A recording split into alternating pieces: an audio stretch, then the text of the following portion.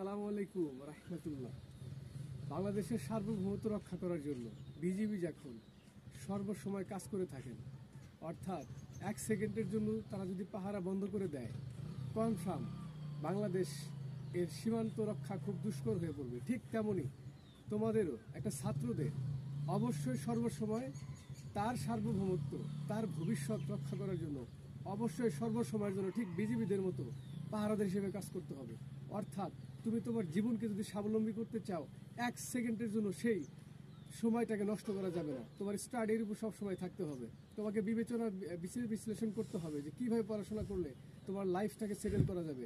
ঠিক ওই বিজিবিদের চেয়েও হার্ড পরিশ্রম করে তোমার জীবনের সফলতা অর্জন করতে হবে।